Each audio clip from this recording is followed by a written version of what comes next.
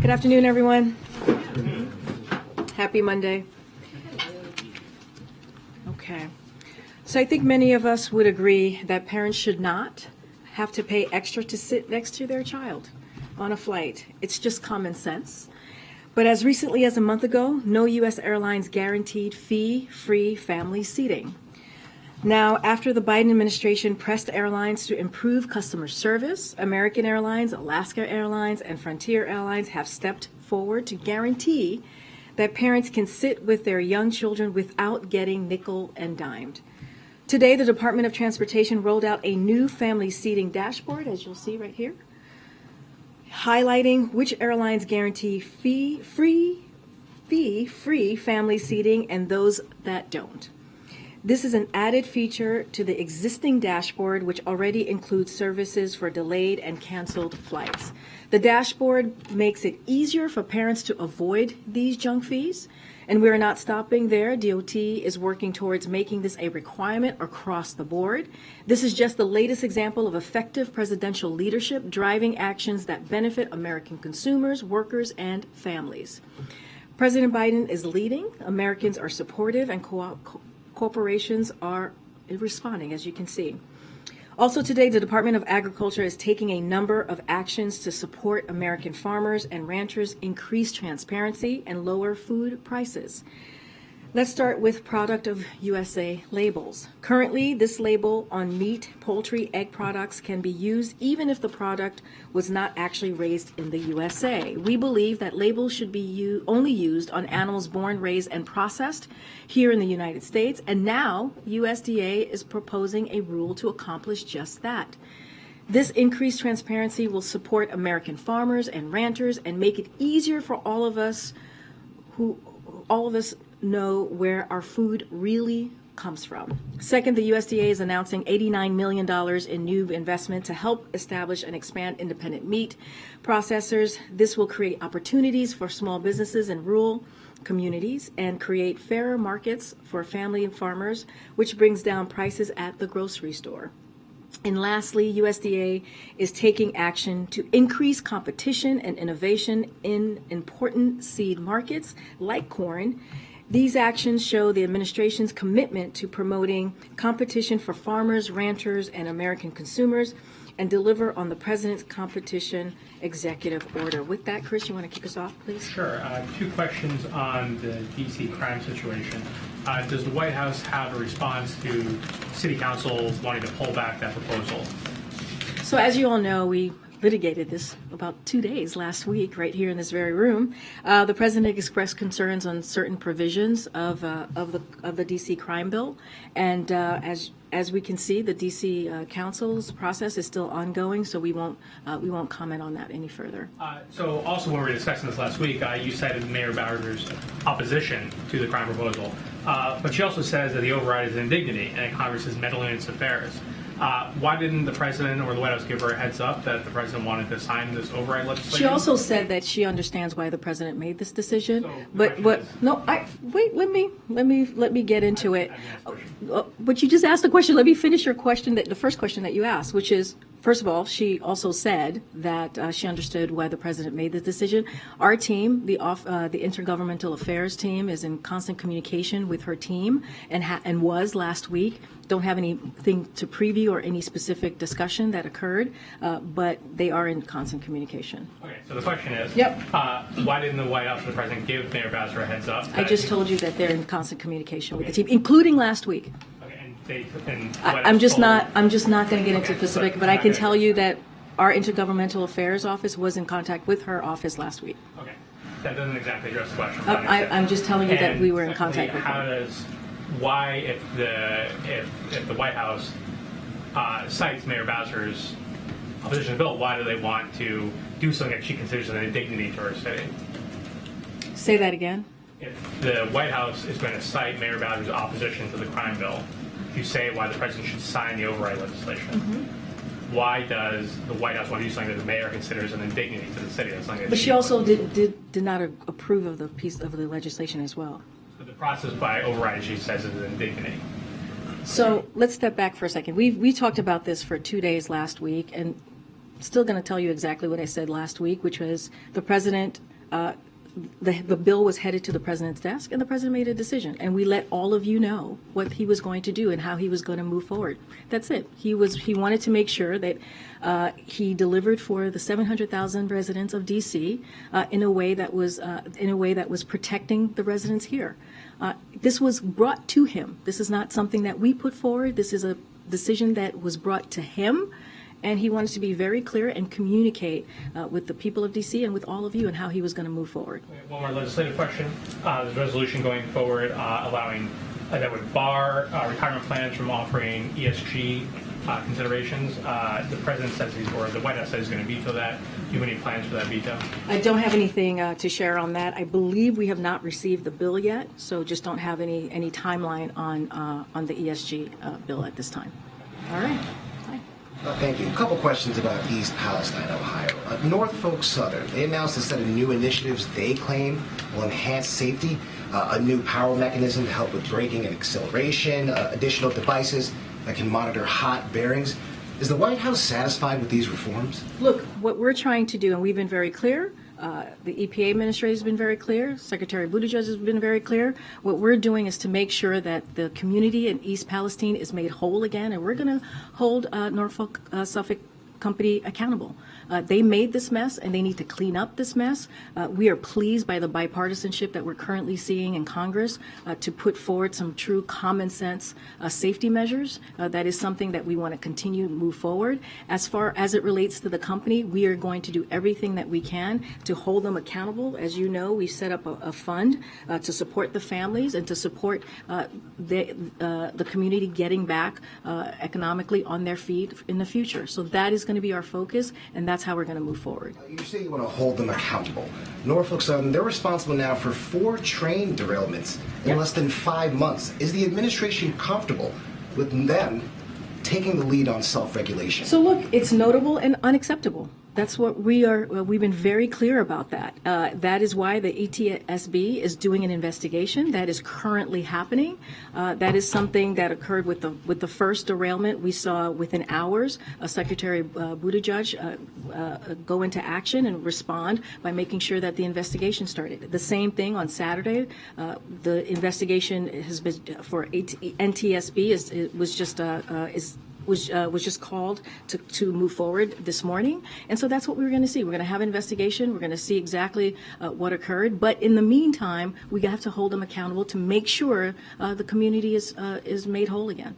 Are there any plans for President Biden to visit East Palestine? I don't have anything to share on a planned visit for the president to Ohio. Go ahead. Thank you, Karine. Speaker McCarthy is planning to meet with the leader of Taiwan in California. Does the White House have a reaction to that, and are you advising him at all ahead of that meeting? So I don't believe Taiwan has announced any travel for the president of Taiwan. Taiwan's presidents have traveled to the United States in the past, so I would refer you to Taiwan for anything specific on that. And certainly I would refer you to the Speaker's office any potential meeting that he may be having with the president. I just don't, from what I understand, no announcement has been made. Preference that a meeting like that would take place in California as opposed to Taiwan to avoid... Again, I'm just not going to comment on something. No, I totally hear your question, Jeff. It's just not something that I'm going to comment on since it doesn't seem like it has been announced at this time or any travel has been put forward. And one other topic, former President Trump said over the weekend in his CPAC comments multiple things. One thing he said to his supporters was, "I am your justice, and for those who have been wronged and betrayed, I am your retribution." Does the White House have a response to that? As you know, because of he is a 2024 candidate, and we are covered here by the Hatch Act, I'm just not going to comment on those words that the speech that he made this weekend. Just want to follow up on something one of my colleagues asked about last week. There were protests this weekend in Iran related to the poisoning of the alleged poisoning of the schoolgirls there. If the administration has any updates in terms of what they've seen or any investigations that may be underway at this point in time. So, as you know, Phil, we are closely following this deeply concerning situation that we're seeing currently in Iran. The continued poisoning of schoolgirls across Iran is unconscionable. There must be a credible, independent investigation and accountability for those responsible. If these poisonings are related to participation in protests, then it is well within mandate of the UN's independent international fact-finding mission on Iran to investigate. Women and girls everywhere have a fundamental right to education. Time and time again, it has been demonstrated that when women and girls receive an education and are able to contribute to their economies, it benefits society as a whole. So the possibility that girls in Iran are being possibly poisoned simply for trying to get an education is shameful and it's unacceptable. And our thoughts remain with the victims and their families. And again, it is unacceptable and unconscionable. And, just one more, there were reports over the weekend that there are 2 Ukrainian fighter pilots that are in the United States right now training on simulators. Wondering if we're supposed to read that as the potential for new capabilities the U.S. may send, or kind of what the genesis of that decision-making is? So, look, the president has already spoken to F-16s, as you all know, and nothing has changed. For what the president said is it is not on the table for now, and so that hasn't changed. So I'll leave that there. Can you speak to the incident involving 4 U.S. citizens in Mexico who have come under gunfire and have been kidnapped, and how the administration may be able to get information out of Mexico, or what the status of that is right now? So I have a statement here that I want to read out to all of you. We are closely following the assault and kidnapping of 4 U.S. citizens in Matamoros, Mexico. These sorts of attacks are unacceptable. Our thoughts are with the families of these individuals, and we stand ready to provide all appropriate consular assistance. U.S. law enforcement is in touch with Mexican law enforcement.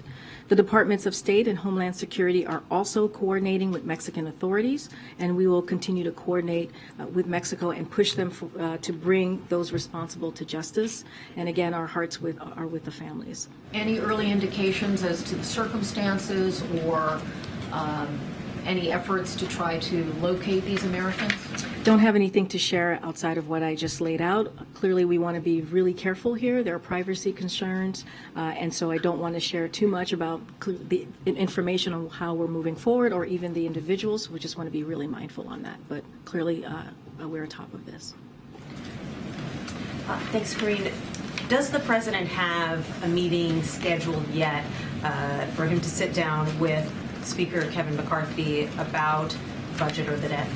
So right now, we don't have a meeting to preview or scheduled right now at this time. I've said this before. Our teams, their team, and our team have been in constant communication since the first time that they met. Just don't have anything to preview. As you know, the president's going to be putting forward his budget on March 9th, and we have called on Republicans in the House to do the same, to be transparent, to lay out exactly what it is that how they want to move forward with the fiscal year. One of the things that we have heard from them is how they want to continue or want to cut Social Security, Medicare, Medicaid, and ACA.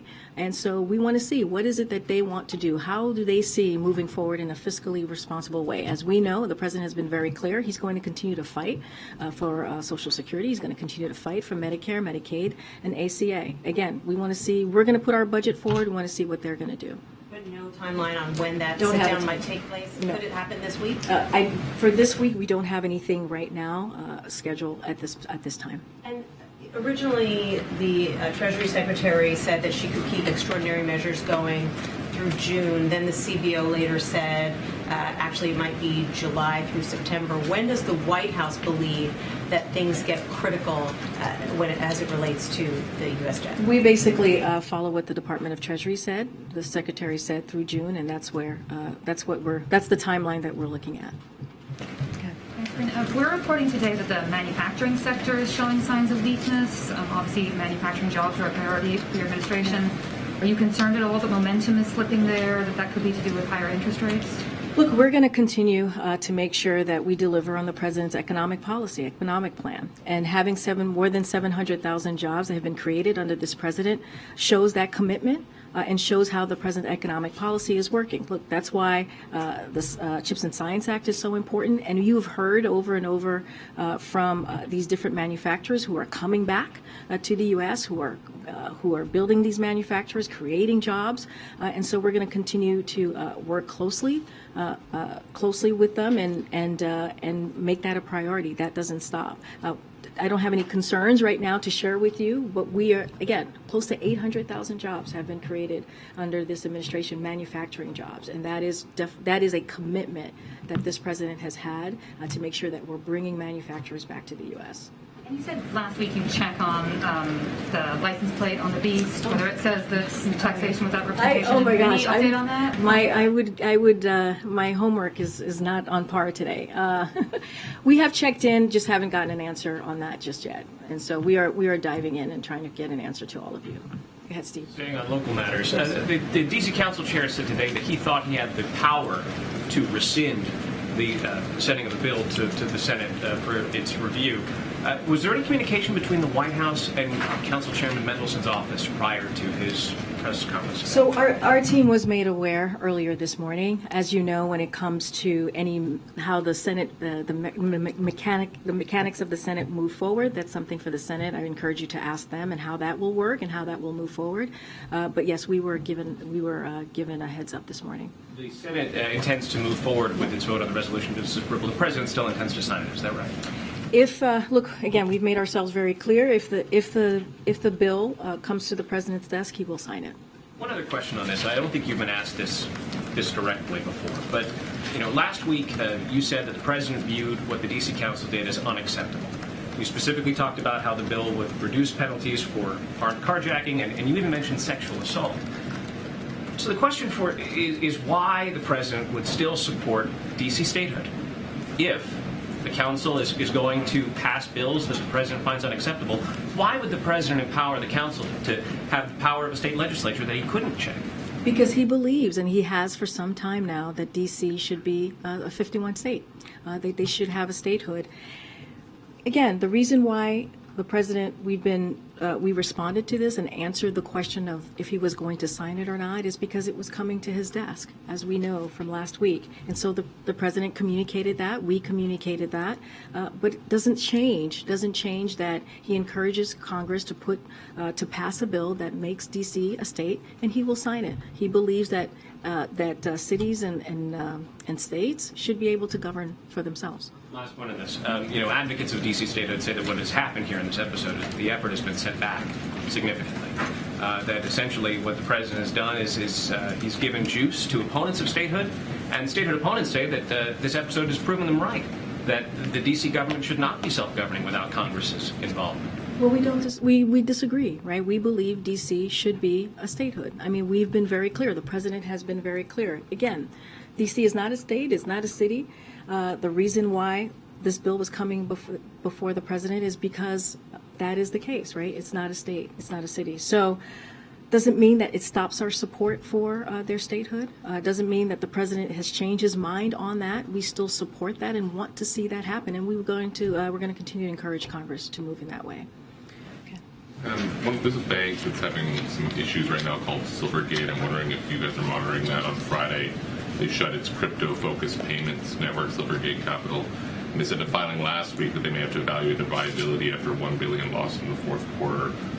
Is there anything the administration is doing to monitor that or stepping in, that sort of thing? So we are aware of the situation and monitoring the reports. Won't comment on Silvergate specifically, but it is obviously only the latest company in the cryptocurrency field to experience significant issues. In recent weeks, banking regulators have released guidelines on how banks should protect themselves from risks associated with crypto. As you know, this is a president that has repeatedly called on Congress to take action to protect everyday Americans from the risk posted by digital assets, and he will continue to do so. So we won't speak to this particular company, as we have not on other cryptocurrency companies, but we're going to continue monitoring the reports, and clearly we're aware of the situation. Can I just ask briefly on the Fed chair search, Fed vice chair, search, is there any update you can give us And in particular, Senator Warren is a critic of Chairman Powell and has called on the administration to appoint a vice chair that is effectively a counterweight to Chairman Powell in decisions on interest rate hikes. Do you have a view on that? Are you, in essence, trying to counterweight the chairman in this process? And where is the process at right now? I'm certainly not going to get ahead of the president's process or lay out what he's thinking or how that process is going to move forward. What I can say is this is a priority for this president. I don't have anything to preview on any specific candidates or announcements, but clearly we'll have something in the near future. I wondered, Karine, if you could comment on some efforts in Republican states like Florida and Texas where they're cracking down on undocumented immigrants. In the Florida legislature, there's a proposed bill that looks at requiring private companies to do more to check the immigration status of their employees. In Texas, there are lawmakers considering a bill that would deny undocumented children access to public education. Does the White have any comment on these efforts? So I haven't seen these bills. What I can say is, and as you know, on the first day of this president's presidency, in his tenure, first day of his tenure, he said very, very clearly that he took immigration reform very seriously, and he showed that by action, by putting forward a piece of legislation that was comprehensive, that dealt with the immigration issue that we have seen in this country for some time in a real way. And he asked Congress to take action as well. And so I can speak to that. I can speak to how the president wants to move forward in a way that we're protecting our border in a secure way, which is why he's taken actions, whether it's the parolee program, whether it's putting 24,000 federal agents on the ground and making sure that we're doing this in a safe and humane way. And so that's what I can speak to. That's the way the president wants to move forward, and I'll just leave it there. This bill says that they would deny undocumented children access to public education unless the federal government pays for it. If this moves forward in Texas, is this something that the administration would consider? Yeah, I'm not going to get ahead.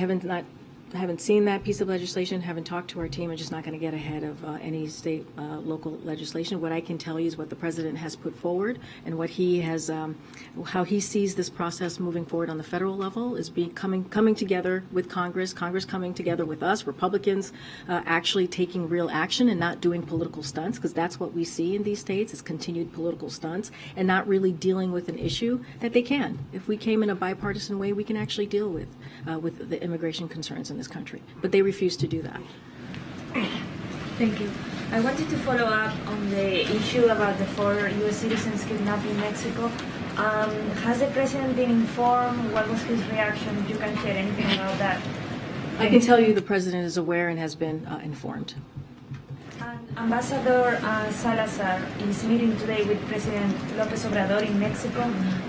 What message does the administration want to convey, or what is your priority for that meeting? Well, you know, the president went to Mexico most recently for the summit, met with the Mexican president and also the Prime Minister Trudeau, and they laid out their commitment to work together on issues that matter to the region, whether it's immigration, whether it's national security, and I think that summit sent a very loud message to the people of Mexico, to the people of the United States, and also Canada. As you know, just to take a step further, the president is going to be meeting with the Prime Minister later this month to continue more of that conversation that they had. I don't have anything to preview or to lay out about the meeting that Salazar is having with the President of Mexico, but we see Mexico as a close ally, an important partnership that we have in the region, and clearly we want to continue it to grow. Thanks. Looking ahead to next month, April is the end of continuous enrollment for Medicaid. How concerned is the White House about these millions of Americans that could lose health insurance? Well, that is something that is a concern to the White House, which is why we have continued to work to make sure that health care is affordable for Americans. You've seen us do that with Inflation Reduction Act. You've seen us do that with other policies coming out of the administration.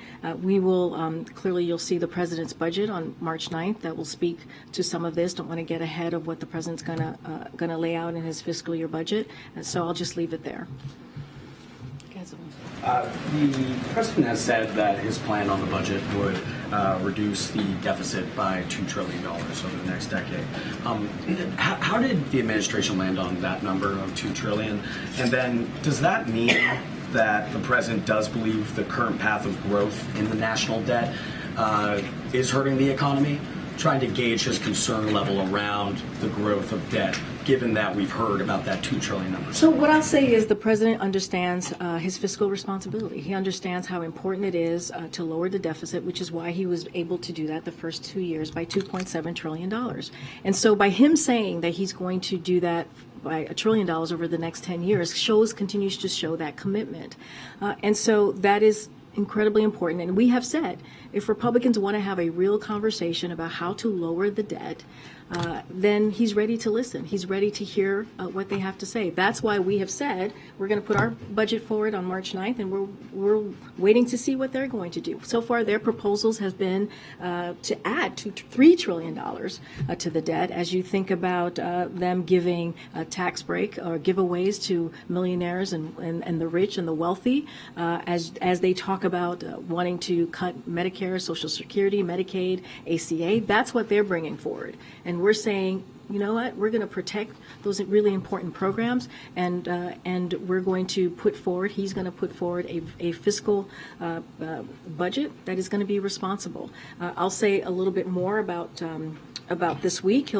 As you know, he's going to deliver remarks in Pennsylvania, and he's going to show his plans to invest in America, continue lowering costs for families, protect and strengthen Social Security, Medicare, reduce the deficit, and more, as you just asked that question.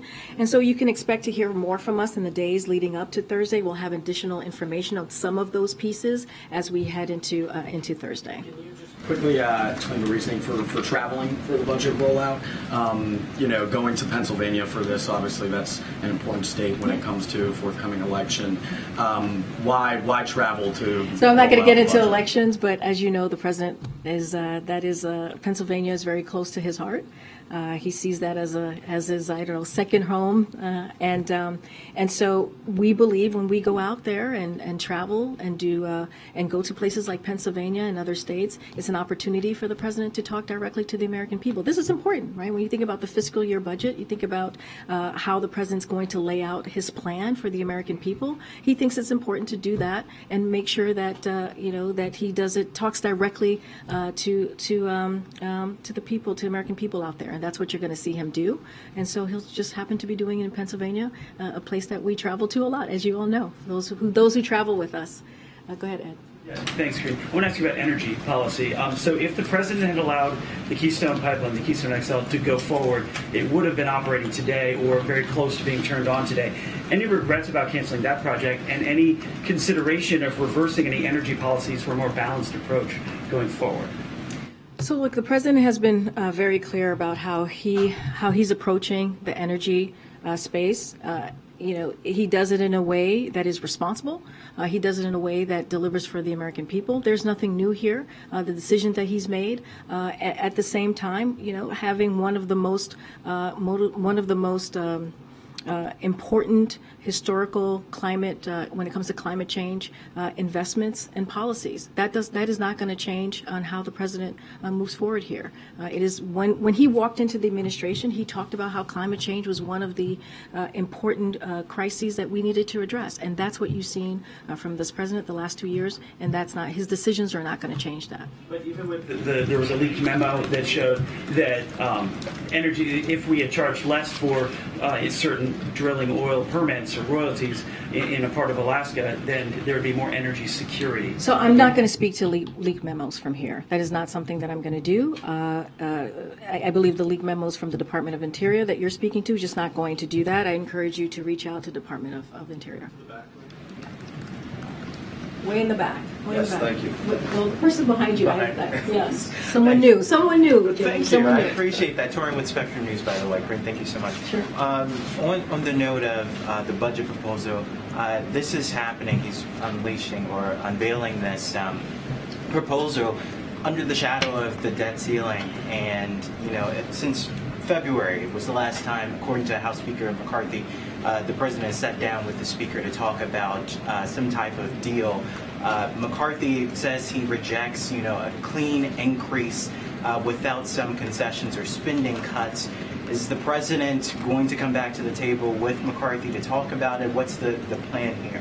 He never came to the table to negotiate on the debt ceiling. That was not something that occurred. That is not something that's happening. We've been very clear. We're not negotiating around the debt ceiling. This is something that Congress needs to do. It is their constitutional duty. It is something that has happened 78 times since 1960. It is something that happens in a bipartisan way. They should not put the full faith and credit of this country hostage. Should not keep that hostage. And so this is something that we believe that should happen without conditions. And so that's how we've been moving forward. We've been very, very clear about that. I just talked to one of your colleagues about the thing that we are happy to talk about is how to lower the deficit. We are happy to have, the president would look forward to having a conversation, a real conversation with House Republicans on how to do that, because he has been successful in doing that. $1.7 trillion the first 2 years, and he'll share more with his budget on March 9th. Has been sounding the alarm. She says we're about 3 or 4 months away from, true disaster here.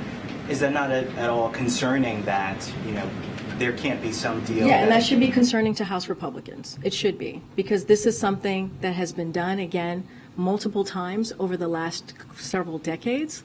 And this is something that is their constitutional duty to do, is to lift the debt ceiling. And it's been done in a bipartisan way. They did it three times under the last administration. Go ahead. Wow, James. A group of one. I am just referring to myself. I'm going to take that because I think I'm plenty old. I have two today. First of all, the Taiwanese president. How does the White House feel about her proposed visit to the U.S.? What outcomes do you hope to see from it? And will any administration officials be meeting with her?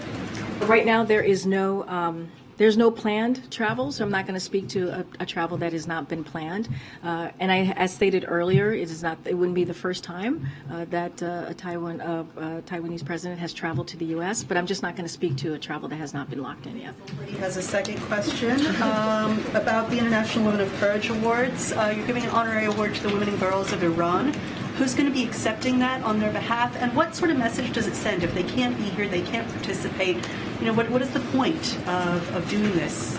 Well, we think it's incredibly important to do this. First of all, one of the reasons that we're doing it here at the White House is we wanted to bring those stories of these incredible women to the White House, to a bigger stage, right? To the biggest stage that we could, and we're doing it right here at the White House, which we think is incredibly important for women around the world, but also women here and young girls here to hear the stories of these incredible individuals. Girls everywhere need to know that there are women who are fighting for them, transforming their communities, and building a better world for all of us. And so we think it's critical. We think it's important. We think it needs to be seen. And we are really thrilled to see this on Wednesday. Don't have anything more to share. We'll have more to preview in the next day or two. Thanks, Karine. Just to circle back on something you said earlier about D.C., you said D.C., it's not a state, it's not a city. What did you mean? Meaning that what I'm trying to say is it's not a statehood. It doesn't have statehood, right? And I've said this before, said it last week, nothing new. I'm not saying anything that's new here. And because it's not a statehood, right, the president had to make a decision. This bill was brought because this bill was about to be taken to his desk. And that's the only reason this is happening. And so, again, the president's going to continue to support D.C. statehood so that we can see it govern for itself. That's what he believes. He believes that cities and states across the country should be able to govern on its own. Can you just give us, I know this was a decision made last week, but obviously affects hundreds of thousands of people here in the district. 700,000 people, yeah. What was was there a policy process around this decision? When did the president know about it? Did he speak with the mayor himself? Were there any sort of conversations, or how did he come to this decision? So I don't have a timeline to lay out for you on the process and how it occurred. I don't have a conversation to preview for you with the mayor. As I mentioned before, our offices here, not just the Intergovernmental Affairs, but other White House offices are in regular touch with the mayor and her office and her staff, but just don't have anything to lay out. But look, the president knew he had to make a decision. He had conversations with his team, and he made that decision. Get in the back. Following up on that, there's another D.C. DC Council disapproval resolution that is pending related to non-citizens voting in local elections. Is there an update on the President's position, something more definitive on whether he would sign that bill? So I can tell you, and I was asked this last week, the President does not support allowing non-citizens to vote in federal elections. We've been clear about that from here. As it relates to that particular vote or that particular bill, I don't have any updates from here to share with you on that, and we'll update you as soon as if we have anything, if that changes. Thank you. I have a question about the Willow Project in Alaska. What's more important to President Biden, improving energy security or reducing fossil fuels? So, first of all, it doesn't have to be one or the other, right? We can try to be both. In 2019, I guarantee you we're going to end fossil fuel. So this project would just be dead, right? So here's what I can say about that. The President did meet with the Alaska delegation last week at the White House. He always appreciates me speaking and meeting with the full delegation, understand what their concerns are. So I'll leave it there. And when it comes to that specific decision, that's something that the Secretary of Interior is going to make. So I'm not going to get ahead of where she's going to be. But the President has met with the delegation, and I'm just going to leave it there. Okay, and another subject. How worried should Americans be about China spying on them here at home? And what do you mean specifically, Peter? Well, there were the Chinese spy balloons, and now there are these Chinese spy cranes. The Wall Street Journal is comparing them to Trojan horses in use at 80% of U.S. ports. So let me first say that what the American people could be assured of is that this president is going to protect them and making sure that we put our national security first when it comes to anything that they feel could threaten that. And the president has shown that. He's shown that over and over again. So on the cranes, don't have any comment on that specific reporting. I would refer you to the Department of Transportation and the Department of Defense, who've been tasked with Congress to study this particular issue. The National Security Council, in close coordination with the Department of Homeland Security and Department of Defense, Coast Guard, and members of the intelligence community, have been actively working to address potential cyber vulnerabilities across the marine transportation system.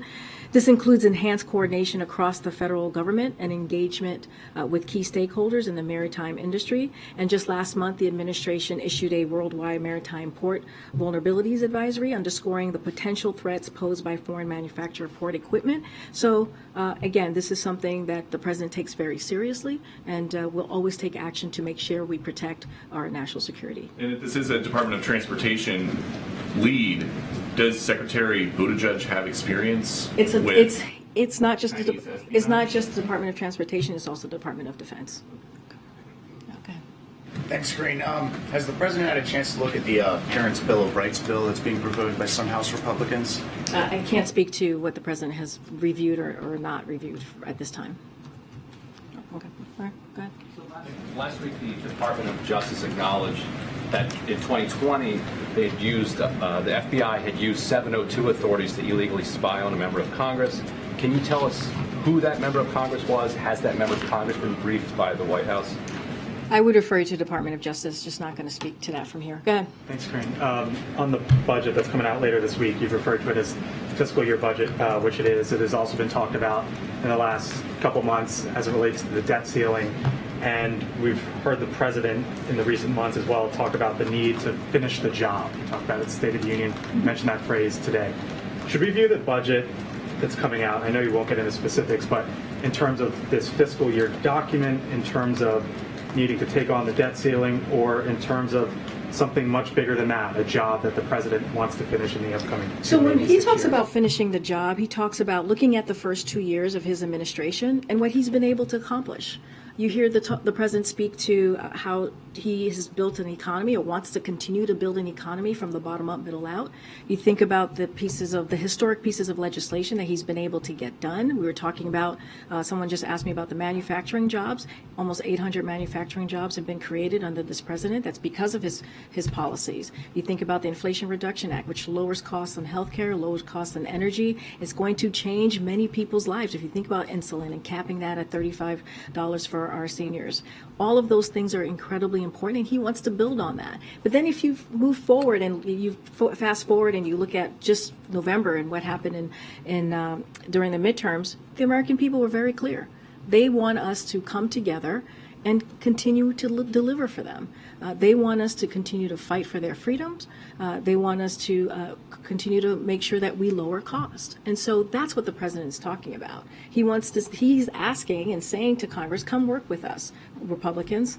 Why don't we come together and work in a bipartisan way so we can finish the job? And that was the message that the president said in front of Congress at the State of the Union, to finish what he started that has been historical and that is going to be transformational for families across the country. Secondly, a month ago, on February 6th, I'd asked you about TikTok, whether it was a national security risk, and you had noted that there was an ongoing CFIUS review at the time. Just last week, there was some conversation about this as well, and you said that it is a, quote, or you talked about the, quote, potential national security risk. So is CFIUS, just if you could clarify, does the White House believe that TikTok is a potential national security risk, or is that what CFIUS, when that process works itself through, will determine? So there's a CFIUS investigation, so we try not to dive in too much because there is a CFIUS process that's that's ongoing, and we want to let that process go forward. But we have been very clear on our concerns, like with apps like TikTok. I've said that before. You've heard us say that from here. We know certain countries, including China, seek to leverage digital technologies and Americans' data in ways that can present national security risks. And so that has been our statement. That is what we have said for the past several months. But again, it's under CFIUS. The committee is moving forward on looking into this, so we try not to get too far ahead of that. Go ahead.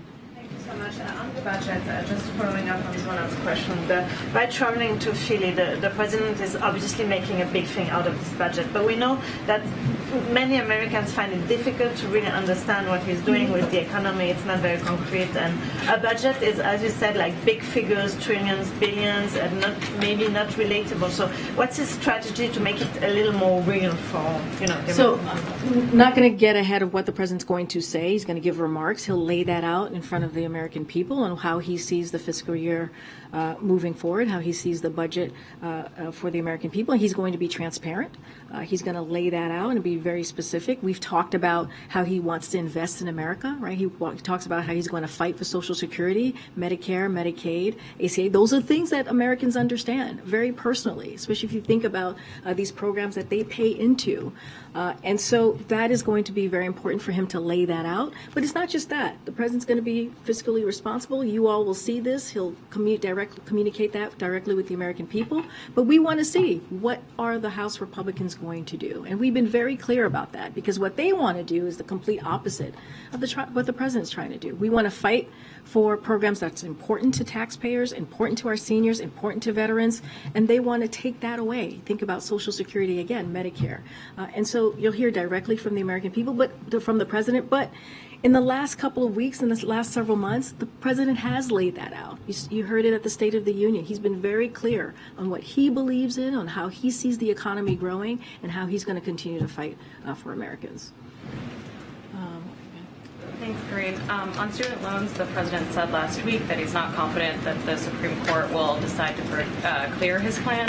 So I'm checking if you have an update on what the alternative is if his student loan plan is struck down. So look, he's also said we're confident in our legal authority, and I think that matters. And of course, we're not going to know where the Supreme Court is going to ultimately decide on what direction they're going to go. But what you saw from the SG last week was a very strong defense of the president's plan. And right now, the plan that we have before the Supreme Court is the plan that we have for the American people. And we believe that, again, we have the legal authority that the other side does not. It does not have the standing or the merit to really move forward with what they're trying to do. And it is unfortunate. It is unfortunate that you have certain elected officials across the country that are trying to prevent nurses and doctors and teachers from getting this type of benefit. We're talking about 90% of Americans who are part of this program, that are considered for this program, make less than $75,000 a year. 90%. And so it's going to give that extra breathing room as you hear the president speak to, and we think it's very important. And the president's going to continue to fight, just like you saw the Solicitor General do last week. All right, wow. Go ahead, Courtney. I wanted to ask you about a bill that passed the Senate last week on declassifying the origins of COVID-19. The bill passed by unanimous consent in the Senate. What's the president's position on it? So I was just talking to my colleagues about that. I need to connect with the National Security Council to speak more on that. But yes, that just was a flag for me coming out before I came out. Go ahead, Brian. Thank you very much. King Charles is going to go through a coronation ceremony on May 6th. Foreign countries and foreign governments have been notified about that. Will the president attend? Will President Biden attend King Charles' coronation ceremony? So I don't have anything to. We don't have anything to announce at this time about a travel to the UK or a delegation at this time as well. But I can say that the United States will be represented at King Charles' coronation, and I expect that we'll have more information to share on that soon. If the president doesn't attend, should it be seen as a snub to the monarchy or a snub Not at to all. King Charles? Not at all. Why not? There's going to be U.S. presentation. Just don't have anything to share at this time. Okay. Karine, thanks. There was a report last week about how Ford's F-150 Lightning, their electric EV truck, is contributing to high pollution and deforestation in the Amazon. Does President Biden regret endorsing that truck back in 2021? And has anyone talked to Ford about how they should source aluminum for the frame from a different line? No, do not regret that, and don't have any conversation to read out at this time. Real quick. Yeah.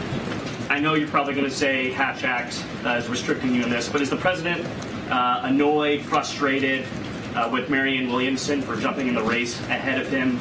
Did he want a clear field to run against the Republican nominee in 2024? Just not tracking that. I mean, if I had a what is it called, a little globe here, crystal ball, then I can tell you. But I imagine 8-ball, whatever. If I can feel her aura, I just don't have anything. I just don't have anything to share on that. Gosh, you guys are making me laugh now. Okay, in the back with the mask. Thank you. With regard to the budget, do you know? Can you speak to if there's been any argument against pursuing renewed COVID funding within the president's budget? And if so, what happens? Yeah, I'm not going to get ahead of the president's budget at this time. You'll hear directly from him on Thursday. I mentioned how there will have some parts of his budget that we'll kind of lay out for all of you ahead of Thursday. I'm just not going to get ahead of the president at this time. Okay, go ahead. I wanted to ask you about the protests over the weekend near Atlanta. Dozens of people were arrested protesting the so-called cop city. Is the president aware of this? And is the White House worried about this escalating? Wait, say that again. What was the protest? The protest was, it's a facility, a training facility that's being constructed for police officers. It's called Cop City. It's near a black residential area. The protesters are concerned that this is going to lead to escalation of police militarization. There have been 23 that have been charged with domestic terrorism, but there were 35 people arrested. So the concern is the president aware of this?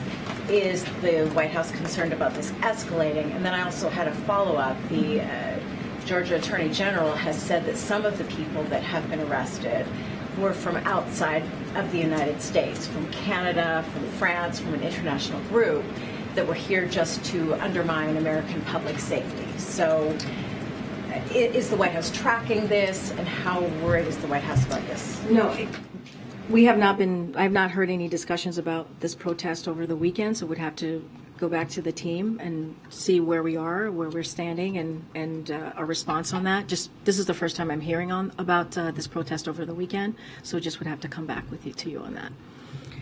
All right, Stephen. Thank you, Karine. I have a Saudi Arabia human rights question for you first, and then I'd like to ask you about Russia's sanctions. Regarding Saudi Arabia, there's a 72-year-old U.S. citizen named Saad Al-Mahdi who's in prison for a series of tweets he wrote when he was in Florida. He was given a 16-year sentence in October, and you commented on the case then. The Saudi appeal system decided to review the case, and last month decided he needed an extra 3 years in prison, despite the White House condemning the original sentence. His son told me it was a middle finger to President Biden, and that he wants his father to be declared wrongfully detained. There's been some bipartisan reaction to this. Congresswoman Ilhan Omar told me that it's, quote, atrocious and unbecoming for the Biden administration not to declare him wrongfully detained. So does President Biden have a reaction to the new sentence, and is there a reaction to the one? So we have been monitoring the case of Mr. Saad Ibrahim Al-Mahdi, as you know. I think I've mentioned this before, not just myself, but my National Security Council colleagues as well. Since we learned of his arrest and have been in regular contact with his family, we have brought up and raised our concerns regarding this case at senior levels at the Saudi government. So that is something that we've been very vocal about and brought up again to government officials. And our belief is exercising the freedom of expression, including through social media, should never be criminalized. I'm not going to get into the process here and how we move forward. That's something that the State Department, as it relates to these types of issues, but we've made ourselves very clear, and we made ourselves clear as well to the Saudi government. President Biden is upset about the new sentence. What I can say is that we have raised our concerns and have spoken to this particular individual a couple of times from this podium. Regarding Russia's sanctions, I'm wondering if you could share the reason why President Biden hasn't sanctioned the Russian billionaires Vladimir Yevtushenkov and Yelena Baturina. How is he handling the conflict of interest there, given his son was a business associate of these two people? And can you confirm that as sitting vice president, he dined with Baturina in Georgetown? I'm just not speaking to anything that's related to his son from here. If you want to ask a question about Hunter Biden specifically, I would refer you to his family. And as it relates to any sanctions, I'm not speaking to individual persons that are from Russia. Go ahead. Thank you. I want to ask you about COVID origins. I understand that administration is trying to get to the bottom of this. I just want to ask you if the final conclusion might look like, is it going to look like each institution that is looking into and investigating come up with their own conclusions, or administration will have one final perspective? As you know, the intelligence community is looking into this. This is something that the president has asked since a few months into his administration, and so they're redoubling down their efforts. They're looking into the origins of COVID. Clearly, it's important. He believes it's important to get to the bottom of this, especially as we look ahead to the future and trying to prevent any future pandemics. I'm just not going to get ahead of the intelligence community. They're working through this, and I'll just leave it there. All right. Thanks, everybody. I'll see you tomorrow. Thank you.